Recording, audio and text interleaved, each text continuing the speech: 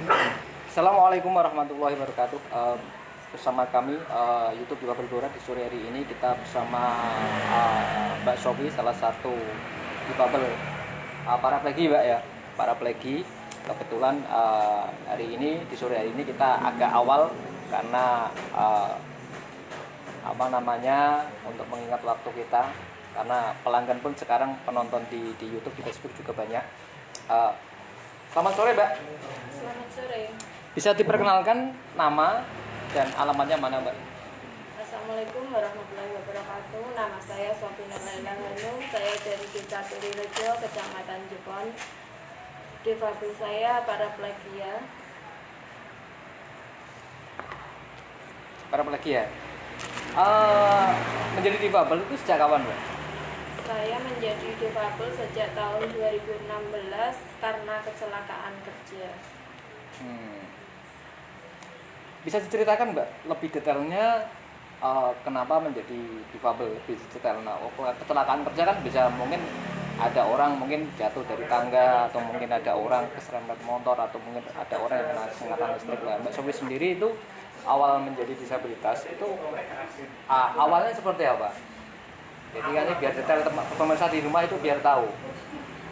Awal saya menjadi disabilitas itu waktu mau berangkat kerja kecelakaan motor di jalan raya, langsung pingsan dan langsung dibawa ke rumah sakit. Setelah itu tidak bisa bergerak kakinya, separuh dari atas, dari bawah ke atas sudah tidak bisa bergerak. Nah, perasaan Mbak Sofi sendiri pada waktu dirawat di rumah sakit itu seperti apa? Kalau tahu, kaki saya tidak bisa digerakkan, terus tangan saya tidak bisa digerakkan, itu perasaannya pertama kali gimana perasaan? Awalnya itu merasa putus asa karena sudah tidak bisa apa-apa, mungkin mau makan, mau minum harus menunggu orang lain, untuk miring sana miring sini harus menunggu dari orang lain.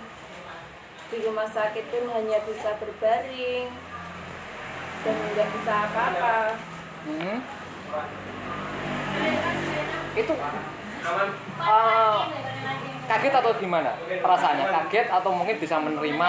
Biasanya kan ada orang biasanya kan menjadi disabilitas awal pada waktu mungkin kecelakaan kerja atau yang lain-lain, kan orangnya kan depresi atau mungkin rasa stigma itu mulai masuk ke diri seseorang yang menjadi disabilitas awal. Kan Mbak Sofi sendiri kan mengalami sejak kecil sampai usia dewasa bisa bekerja dalam keadaan tidak disabilitas, kan non disabilitas yang dulunya mau kemana-mana tidak pakai mobil roda, dengan mandiri, dan pada waktu Mbak Sofi sendiri sudah tahu, pada waktu saya kecelakaan di rumah sakit,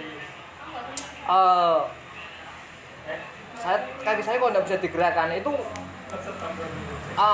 perasaannya Mbak Sofi ya gimana perasaannya? Awalnya itu saya merasa putus asa karena dulunya bisa berjalan kemana-mana pun bisa, nggak pakai kursi roda dan harus diam diri, tidak bisa apa-apa, merasa putus asa, bahkan ingin sudah tidak bisa apa-apa kok, sudah pengen mengakhiri hidup ini kayak gitu loh. Bunuh diri lah. Nah kayak gitulah. Perasaan itu pernah muncul apa tidak? Pernah muncul. Lah, apa bunuh diri pakai apa? Minum baygon atau minum jungle? Kalau untuk melakukannya itu nggak pernah, cuma di pikiran itu pengen buat apa sih hidup ini sudah tidak berguna lagi kayak gitu. Oh gitu. Ini menjadi pelajaran buat kita semua, guys, yang terutama untuk yang pemirsa di rumah yang mengalami kecelakaan kerja, mungkin ada yang ketabrak motor atau mungkin kesetengah listrik atau mungkin jatuh dari pohon atau ada yang lain. Bunuh diri itu bukan solusi terakhir untuk mengakhiri untuk hidup kita. Seperti itu. Ini yang sebelah kami ada Mbak Sofi juga. Kebetulan sampai sekarang niatan untuk bunuh diri itu tertunda. Semoga saja untuk kedepannya jangan sampai untuk melakukan, Mbak. Itu hal yang dilarang agama juga. Bunuh diri sendiri pun itu bukan solusi untuk kita hidup seperti itu. Kan seperti itu, Mbak ya. Nah, Mbak Sofi sendiri masa menjadi disabilitas itu di rumah sakit itu dirawat berapa hari, Mbak? Saya di rumah sakit itu 29 hari. 5 Desember masuk rumah sakit, 29 Desember pulang. Setelah itu kan tahun baru. Nah, di saat itu biasanya kalau orang-orang tahun baru kan pasti keluar kayak gitu. Oh, rame-rame keluar alun-alun sama anak keluarganya kan seperti itu. Dan sekarang pun harus diam diri di rumah, nggak bisa ngapa-ngapain. Ya merasa jenuh banget sih. Bukan cuma jenuh lagi. Stres bahkan. Kalau mengeluarkan air mata berkali-kali ya? Nggak terulang-ulang? Ya dulu berkali-kali sih Pak, karena bahkan putus asa mau kayak gini nggak bisa, harus nunggu orang lain.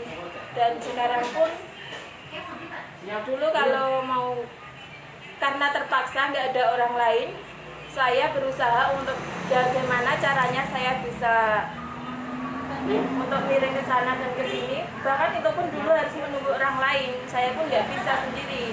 Dan saya berusaha bagaimana caranya saya bisa miring sana, miring sini, dan berusaha untuk bisa duduk sendiri kayak gitu. Masa perawatan Mbak Sofi itu berapa bulan mungkin atau berapa tahun? Kan ada kadang kejadian setelah kita ada masa-masa setelah kita perawatan di rumah sakit itu di rumah, jadi dirawat sampai berapa bulan Mbak? Atau mungkin berapa tahun? Saya di rumah itu dirawat oleh perawat dan 1 tahun karena sering, kan seharusnya itu orang yang baringan atau paraplegi di kursi roda pun harus sering ngangkat pantatnya, soalnya takut untuk terjadi luka. Dan saya terjadi kepada saya ada luka defibritus, luka tekan itu, dan harus sering mengangkat pantatnya supaya tidak terjadi luka, karena luka defibritus itu sangat lama sekali pengobatannya. Bahkan sampai sekarang pun saya masih ada. Dan diusahakan untuk paraplegi atau orang yang stroke, pokoknya nggak bisa bergerak, harus sering diiringkan ke sana kemari seperti itu. Dan ketika saya di rumah saja itu 1 tahun 8 bulan baru bisa untuk keluar rumah. Bahkan kalau di rumah kadang diangkat ke kursi roda itu kepengen di luar melihat suasana luar, untuk melihat sinar matahari kayak gitu, itu pun dilihatin orang merasa malu. Wong ini kenapa kok naik kursi roda kayak gitu, itu malu kayak gitu. Nah, terus apalagi perasaan selain malu? Kalau seperti itu saya berusaha untuk masuk ke rumah karena malu kayak gitu. Malunya kenapa Mbak? Malunya biasanya orang kan malu kan, apa menjadi lumpuh atau gimana, atau punya perasaan yang lain dari perasaan Mbak Sofi sendiri pada ya malunya kan merasa karena berbeda. Wah, orang itu bisa berjalan dan sedangkan saya sekarang di kursi roda kayak gitu. Aha. Masa perawatan Mbak Sofi bisa naik kursi roda itu kan butuh ada beberapa proses kan gitu, tidak ujuk-ujuk istilahnya langsung naik kursi roda kan enggak langsung kan gitu. Nah, masa perawatan Mbak Sofi 1,5 tahun itu berbaring di tempat tidur atau di atas kursi roda Mbak? Itu berbaring di atas tempat tidur 1,5 tahun, tidak bisa apa-apa, mau ngirim sana ke sini nggak bisa, harus menunggu orang lain. Dan waktu itu nggak tahu dari perusahaan kayak gitu menunjukkan dari BPJS kayak gitu kan, terus diajak rehabilitasi ke Jogja. Dan di sana berlatih untuk kemandirian keseharian selama 5 bulan di sana.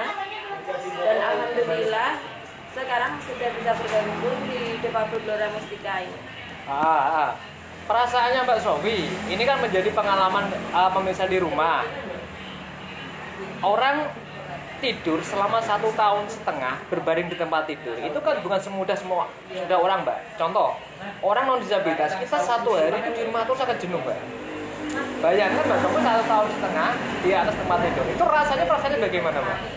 Rasanya itu campuran semua, ada marah, ada jengkel.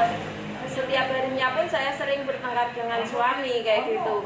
Mungkin suami ngasih motivasi kayak gitu, tapi sayanya berpikir, ya kamu orang nggak merasakan kayak gitu, dan saya yang merasakan, kamu ngomong enak aja kayak gitu. Tapi sekarang pun saya bisa ngomong kayak gitu karena ya dulu seperti itu merasakannya. Campur aduk Mbak. Kalau nangis berkali-kali sudah? Sering banget. Sering banget nangis ya guys ya. Berarti gini, ini untuk pengalaman pemirsa di rumah yang istilah mungkin punya saudara atau mungkin punya teman atau mungkin tetangga yang berbaring di tempat tidur, jangan pernah putus asa lah. Jangan pernah putus asa, semangat terus. Karena apa? Kesembuhan diri kita itu tergantung hati dan pikiran kita. Kalau kita pikirannya itu positif, hati kita itu positif, kedepannya pun akan timbul rasa positif seperti itu, Mbak ya. Dari keluarga Mbak Sofi sendiri tahu pada waktu Mbak Sofi menjadi disabilitas itu dari pihak keluarga, orang tua, mungkin suami atau anak itu bagaimana perasaannya, Mbak? Mereka pun dia ikutan sedih sih karena dulunya bisa berjalan dan sekarang mau apa-apa harus nunggu mereka kayak gitu. Mereka mau kerja juga, mau ninggalin saya juga bingung.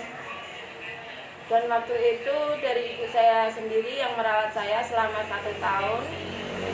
Terus suami bisa kerja. Dan mungkin anak pun berpikirnya kayak gini, ya semoga aja ibu bisa sembuh berjalan kayak dulu lagi kayak gitu. Tapi pernah ada rasa khawatir kan, kebetulan kan gini Mbak, banyak kasus di lapangan, rumah bukan cuma di Blora saja ya, di seluruh Indonesia. Awalnya menjadi disabilitas, setelah awalnya non disabilitas, pada waktu menjadi disabilitas ada yang ditinggal suami, ada yang ditinggal istri. Itu kan kasus-kasus seperti itu kan banyak terjadi di Indonesia Mbak. Kan gitu. Nah, perasaan Mbak Sofi sendiri dengan suaminya pada waktu itu apa? Apakah takut ditinggal suami atau mungkin ada perasaan lain? Atau mungkin suaminya setia seperti itu awal-awal? Kalau awal itu pasti ada rasa untuk takut ditinggalkan suami, karena bagaimana ya, dulunya bisa berjalan dan sekarang hanya di tempat tidur, bahkan harus merepotkan suami. Ya pasti takut untuk ditinggalkan, dan alhamdulillah suami masih setia. Ucapan apa yang mau disampaikan kepada suami? Ucapannya sampai sekarang, jadi biar nanti suaminya Mbak Sofi itu tahu dan keluarganya Mbak Sofi tahu. Mungkin pemirsa tetangga kanan kini Mbak Sofi juga, mungkin pemerintah desa Mbak Sofi tahu ucapan apa yang mau disampaikan pada suaminya Mbak Sofi. Terima kasih untuk suami saya. Terima kasih untuk suami saya yang selalu setia menemani saya. Terus apa lagi? Dan sabar selalu untuk merawat saya sampai sekarang. Dan terima kasih juga kepada keluarga saya yang selalu memotivasi saya. Dan selalu mendukung saya untuk bisa seperti sekarang. Apalagi yang mau disampaikan biar suami nantinya tahu, oh berarti kesetiaannya Mbak Sofi ke suami itu luar biasa. Ya, alhamdulillah sampai sekarang masih selalu menemani saya. Ketika orang lain mungkin jadi defabel, sudah ditinggalkan oleh suaminya atau istrinya, dan alhamdulillah saya masih didampingi oleh suami saya.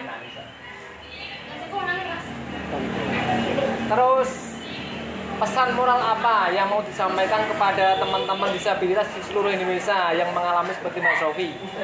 Pesannya mau apa kepada teman-teman?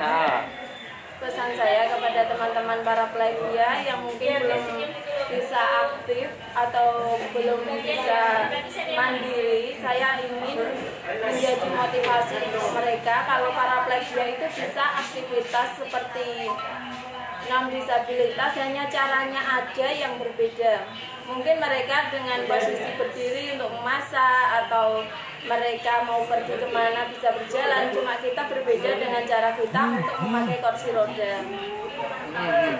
Kan banyak kejadian kasus di lapangan Mbak, mempunyai istri disabilitas ditinggal, kadang mungkin mempunyai suami disabilitas ditinggal, yang dulunya memang pada waktu namanya orang pacaran Mbak, dunia ini kadang-kala milik kita berdua kan seperti itu, yang lain ibaratnya angin lewat kan seperti itu kalau orang pacaran kan seperti itu Mbak. Nah, pada waktu Mbak Sofi sendiri kan mengalami dulunya itu mungkin sehat, bugar, tangannya mungkin sempurna dan yang lainnya tidak ada hambatan. Pada waktu itu suami sendiri masih mempertahankan Mbak Sofi cinta abadinya masih mendalam sampai sekarang kan, masih melekat seperti itu. Kan ini kita sampaikan pesan moral kepada seluruh pemirsa di Indonesia, terutama yang mempunyai istri disabilitas atau mungkin punya suami disabilitas, jangan pernah tinggalkan mereka dan jangan pernah merendahkan mereka. Karena apa? Di ikrar nikah, kalau bisa itu kita ucapkan 1 kali, bukan 2 sampai 3 kali. Kalau pengen menambah 1, 2, 3 kali nggak masalah, tapi yang penting ada ikrarnya. ini kita canda, ini cuma canda itu ya. Oke guys, ya kita canda. Yang penting apa? Tetap semangati terus istri kamu dan tetap semangati terus suami kamu, jangan pernah tinggalkan walaupun dengan keadaan apapun. Ini sangat penting sekali karena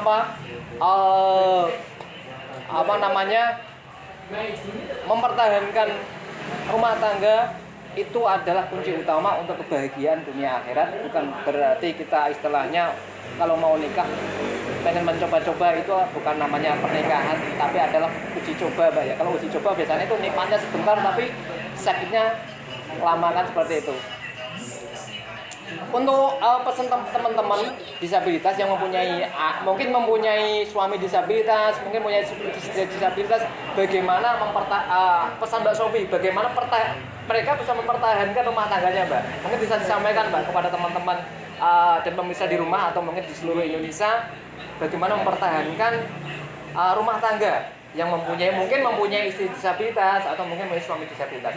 Pesannya mau apa, Mbak? Saya sampaikan, Mbak. Pesan saya untuk teman-teman yang mungkin memiliki istri disabilitas atau suami disabilitas, semoga selalu menyemangati istrinya atau suaminya supaya tetap selalu semangat untuk beraktivitas walau dalam kondisi yang terbatas.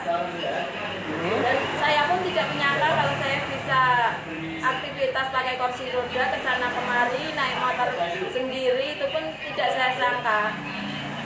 Ya, semoga selalu menyemangati istri atau suaminya yang disabilitas, jangan pernah meninggalkan mereka, karena kita tidak tahu apapun rencana Allah pasti itu yang indah buat kita. Yang terbaik buat kita ke depannya, seperti itu, Mbak ya. Kita iklan dulu sebentar, Mas. Mungkin Mbak Lia bisa masuk untuk memasarkan produk dari teman-teman disabilitas. Kebetulan kami dari Lembaga Difabel Gelora Mustika punya 3 dampingan di kelompok 3 kelompok di kecamatan. Salah satunya kelompok kecamatan di perkumpulan perempuan disabilitas dan orang kusta di Kecamatan Kunduran, ada di Kecamatan Banjarjo dan di Kecamatan Jepon. Silakan Mbak Lia, mau memasarkan produknya apa, Mbak?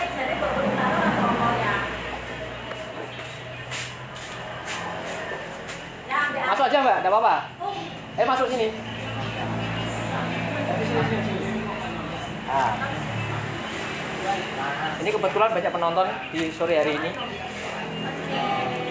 Halo Mbak Sofi, apa kabar? Aku di mana ya ini? Enggak apa-apa, terserah, Mbak. Jadi enggak apa-apa sih, enggak apa-apa ini. Di sini aja ya. Ya. Oke teman-teman, saya Lia, pendamping dari Perdiva Banjarjo.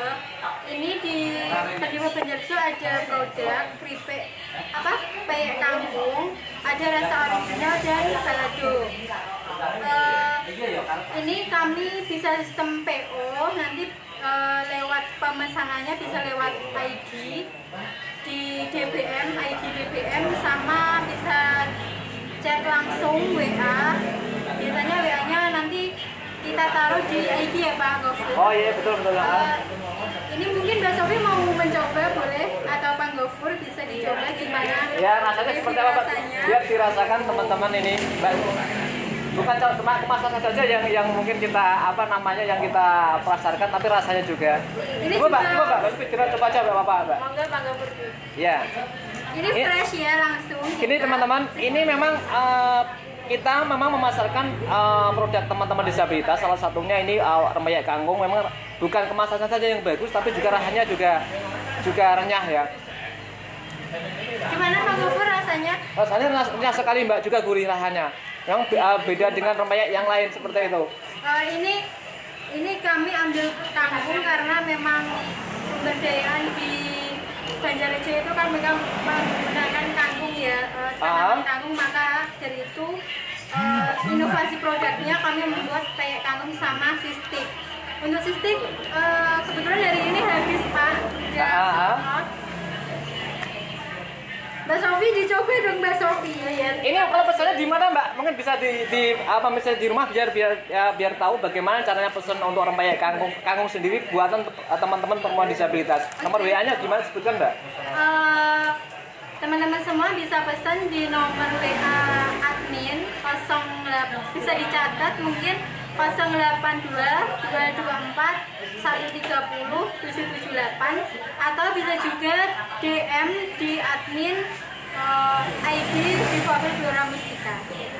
Saya ulang lagi ya, berarti nomornya 082 tinggalnya guys yang di rumah 082 224 130 778. Silakan pesen yang banyak. Ini mungkin ngomong promo. Kita itu memang di bulan ini mungkin sampai ada promo. Oh iya, satu paknya kita jual 5 ribuan. Mungkin bisa hemat di kantong buat teman-teman semua kebersihan atau apa. Kami juga Produknya apa saja Mbak? Bukan sudah disebutkan Mbak. Selain rempeyek kangkung apa saja? ada rempeyek kangkung, ada sistik kangkung, ada kerupuk kangkung. Oh gitu. Kebetulan sistik sama itunya sudah sold out hari ini Pak. Oh gitu. Ini juga kita melayani di Facebook kami di Difabel Blora Mustika, Instagram, Twitter dan juga Shopee Mbak ya. Toko Difabel Blora Mustika di Shopee dan toko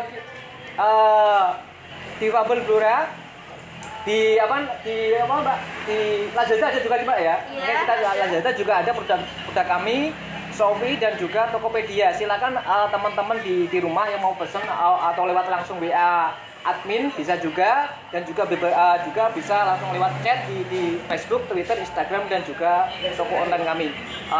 Tunggu promo-promo dari kita ya. Oh, terima kasih, Mbak. Kunjungi akun IG kita. Terima kasih Pak Mufud. Oh, terima kasih ya. Undangannya. Tetap semangat Saya terus. Bisa di sini kok Mbak Sofi. Oh, biasa.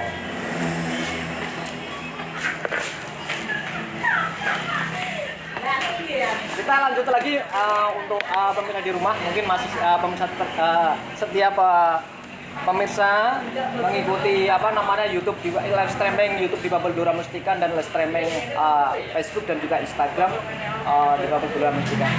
Ini kita lanjut lagi Mbak terkait tadi ceritanya Mbak Sofi. Untuk kita memang setiap sorenya di antara jam 3 sore guys sampai jam 6 sore di sela waktu kami akan live streaming terus untuk memotivasi teman-teman disabilitas dan orang pernah mengalami kusta di Indonesia.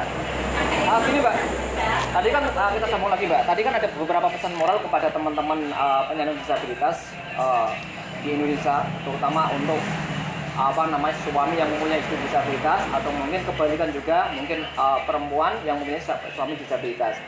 Kan kemarin kan di beberapa tahun, 10 tahun yang kita ambil ke belakang kemarin itu banyak mungkin pernikahan menjadi ajang uji coba Mbak, untuk teman-teman disabilitas. Ada yang menikah 1 minggu dia dicerai, atau mungkin ada yang menikah 1 tahun sudah hamil, sudah mempunyai anak 1 ditinggal juga kan seperti itu.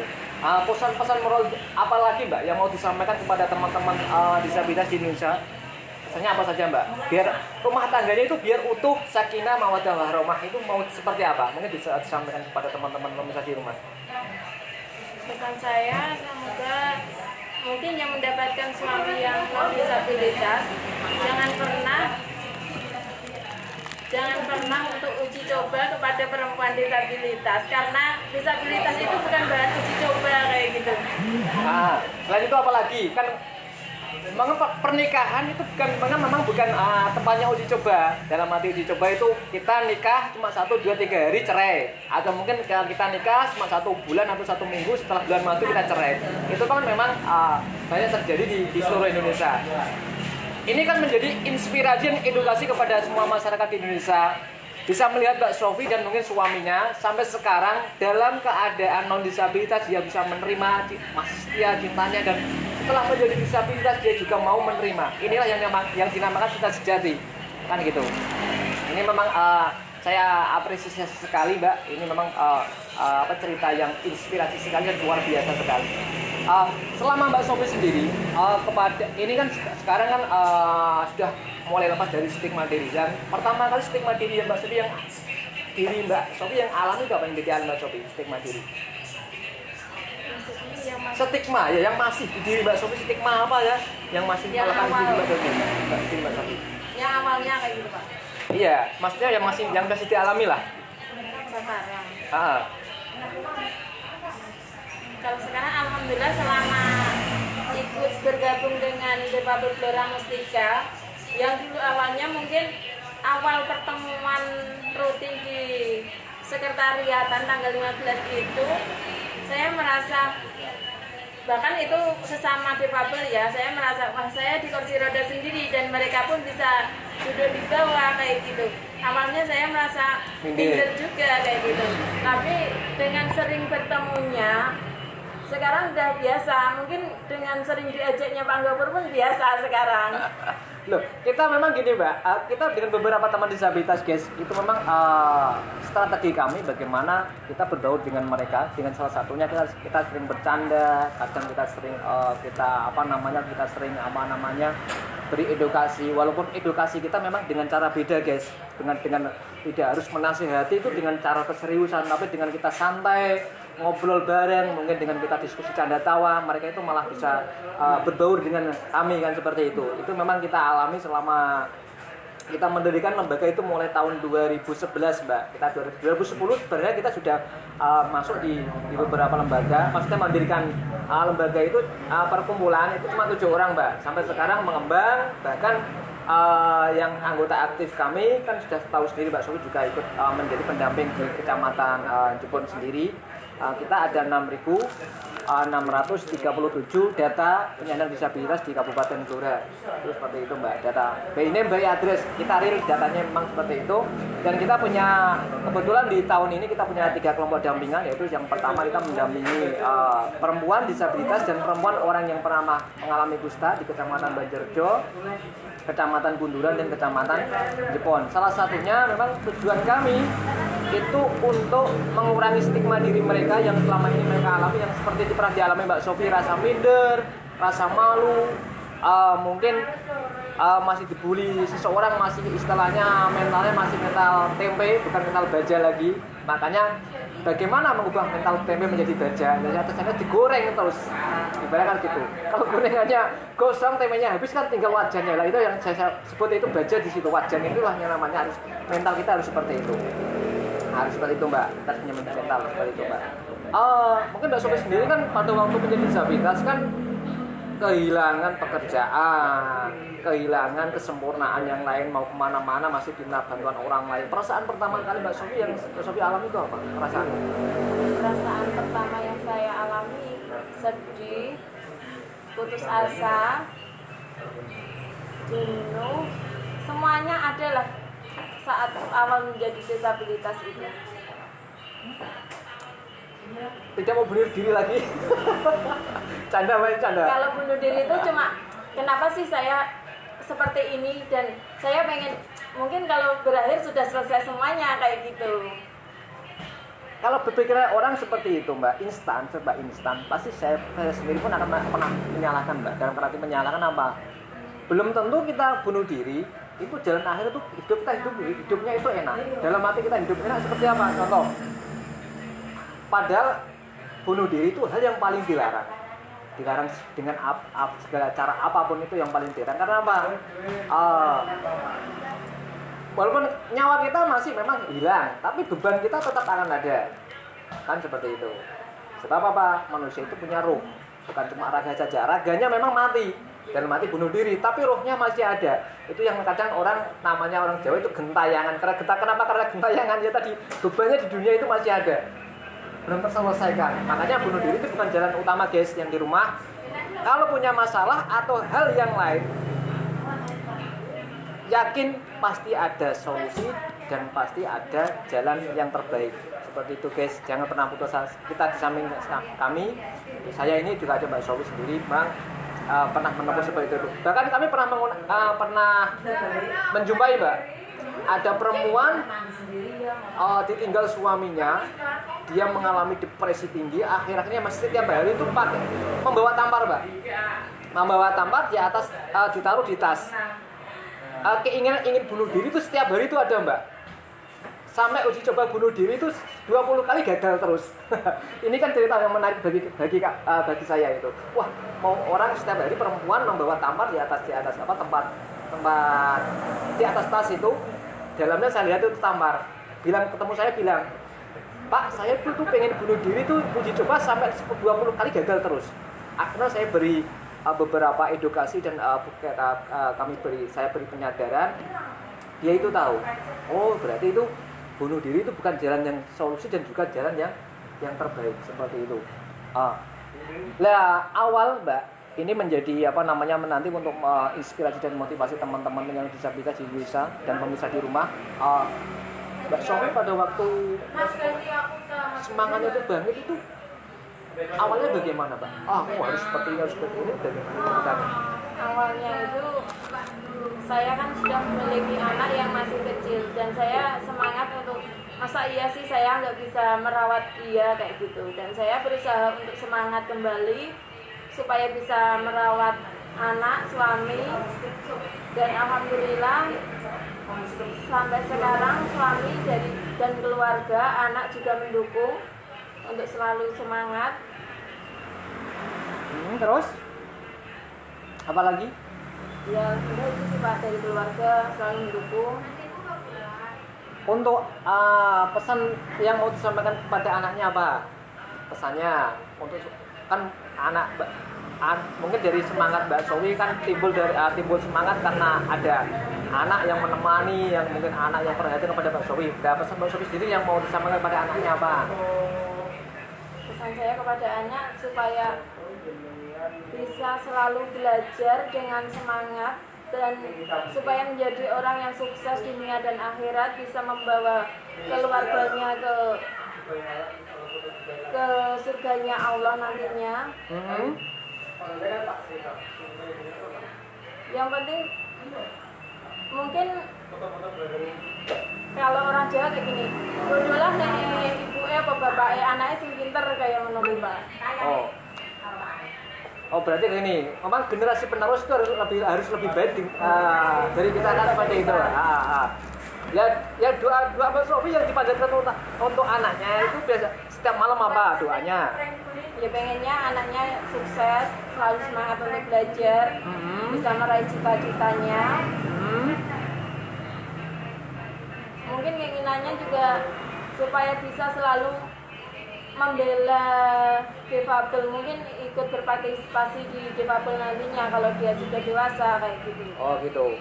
Nanti mungkin YouTube ini atau video ini akan nantinya bisa diperlihatkan anaknya Mbak Sofi atau mungkin tetangga kanan kiri nantinya dia melihat, oh berarti pesan inspirasi kepada atau pesan yang baik kepada anaknya apa, nanti anak Mbak Sofi biar melihat nantinya apa dia waktu dewasa mungkin menjadi aktivis atau sebuah aktivis atau aktor untuk terjun di hal sosial. Ini pengalaman kami juga punya teman di Jogja Mbak, itu dia kecil punya ayah seorang tunanetra atau buta, tapi dia setia terus kepada bapaknya dan sampai sekarang dia menjadi walaupun dia tidak disabilitas, tapi dia menjadi tokoh inspirasi atau tokoh aktivis yang membela hak-hak disabilitas. Itu seperti itu Mbak. Di Indonesia itu juga ada kan seperti itu. Kesadaran Mbak Sofi sekarang saya pemirsa di rumah biar tahu, kalau kami sudah tahu, tapi pemirsa di rumah itu biar tahu, oh kegiatannya Mbak Sofi sehari-hari itu apa Mbak? Kegiatan saya sehari-hari ya selain sebagai ibu rumah tangga, saya juga mendampingi di desa Sumurboto, Perdipas Sumurboto di depan di anyaman bambu. Kami juga memiliki kerajinan anyaman bambu. Mungkin ada yang minat bisa langsung datang ke Sumurboto. Selain itu saya di Kamolan sebagai aktivis untuk membela hak-hak perempuan disabilitas. Juga melakukan kegiatan yang untuk penjualan madu secara online atau baju secara online. Ya itu. Ini berarti yang menarik untuk teman-teman disabilitas yang di rumah, walaupun toh ada keterbatasan fisik atau mungkin ada hambatan dan yang lain-lain, jangan pernah malu untuk berusaha dan jangan pernah malu atau takut untuk bekerja. Sekarang itu dunia itu mudah, asal kita bisa manfaatkan media yang ada, mungkin jualan online lewat Facebook, mungkin lewat Instagram, Twitter, Shopee, Tokopedia, dan mungkin Lazada dan yang lain-lain itu kita bisa dimanfaatkan. Seperti Mbak Shopee sendiri, setiap harinya Mbak Shopee memang jualan online madu. Selain madu, juga ada juga pakaian dan ada juga beberapa produk difabel dan juga batik.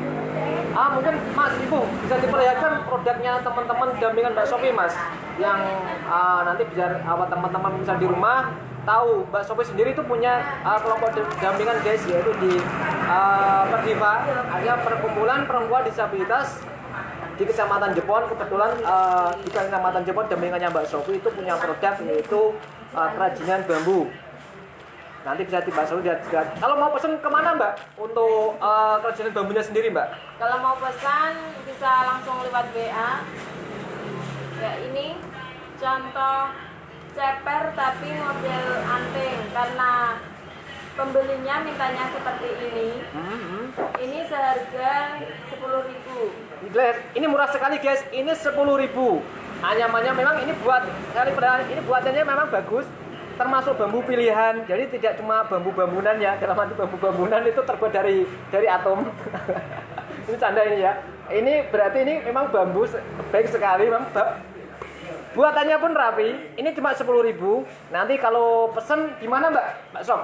Bisa langsung lewat WA, mungkin WA saya langsung 085 212 492 597, atau bisa melihat di Facebook saya Safi Nurlaila Hanum Hanum, atau karya difabel Anyaman, toko Anyaman Bambu Perdiva Jepon. Itu di Facebooknya itu ada. Terus lewat mungkin bisa diulang, Mbak, untuk WA-nya. Bahasanya pemirsa itu kalau chat itu paling mudah zaman sekarang, itu paling mudah itu bisa langsung dibaca itu lewat WA, Mbak. Karena zaman sekarang nomornya 085 212 492 597. Saya ulang ya, 085 212 492 597. Ingat guys, ini dicatat kalau pengen menginginkan. Ada kipas dari bambu, ada anting, ada duna, bakul nasi atau tempat untuk menaruh nasi itu juga ada dari bambu. Ini kalau kenapa steril, memang bahan-bahan alami dari bambu memang menjadikan nasi itu awet dan tidak mudah basi. Salah satunya memang kenapa zaman dahulu, orang-orang zaman dahulu itu memakai bakul dari bambu, salah satunya itu memang untuk mempertahankan makanan. Itu memang steril sekali memang dari bambu dibandingkan beberapa tempat yang terbuat mungkin dari plastik atau yang lain-lain. Memang bambu ini memang cocok sekali. Itu memang luar biasa, Mbak, untuk kisah inspirasinya di sore hari ini. Untuk pesan kepada teman-teman perempuan disabilitas di Indonesia, pesannya apa, Mbak? Mungkin sebelum kita tutup kita bisa pesan sampaikan. untuk teman-teman disabilitas di Indonesia, semoga selalu semangat. Nomor satu itu penyakit akan sembuh dari semangat kita sendiri. Tanpa semangat kita mungkin mau dibawa berobat ke sana kemari pun nggak akan sembuh kalau tanpa semangat dari kita. Selalu semangat, optimis, Yakin ya. Dan jangan lupa berdoa dan sembahyang terus. Itu yang paling penting kalau kita menjadi seorang. Kita ada kekurangan di dunia, kalau bisa ada kelebihan di akhirat, seperti itu ya. Ini mungkin di sore hari ini memang di live streaming di sore hari ini kami akhiri. Jangan lupa tonton terus YouTube di Babel Blora, live streaming Facebook dan live streaming Instagram di Babel Blora Mustika. Di setiap sorenya antara jam 3 sore sampai jam 6 sore. Kita memang ada beberapa kegiatan yang tidak bisa kami tunda karena live streamingnya nanti tidak bisa kita tentukan antara jam 3 sampai jam 6 sore. Jangan lupa tonton terus dan jangan lupa dukung YouTube di Babel Blora untuk tetap berkarya dan juga untuk menjadi inspirasi, motivasi, edukasi kepada seluruh penyandang disabilitas di Indonesia. Dan kami berterima kasih sekali viewer kami, penonton kami setiap harinya sekarang kemarin sampai mencapai 2.000. Terima kasih sekali untuk penonton setia dan jangan lupa ajak teman kamu, saudara kamu, dan tetangga kanan kiri kamu, dan juga masyarakat yang lain untuk menyaksikan terus YouTube live streaming YouTube di Bubble Gelora Mustika, live streaming Facebook dan live streaming Instagram di Bubble Gelora Mustika. Dari kami saya akhiri. Apa Mbak? Terakhir salam inklusi. Kalau saya bukan gini Mbak, kalau ini namanya kita menunjukkan kalau kita kecil, tapi kalau gini kita menunjukkan kalau kita besar. Saya ulangi Mbak ya, salam inklusi. Terima kasih. Assalamualaikum warahmatullahi wabarakatuh.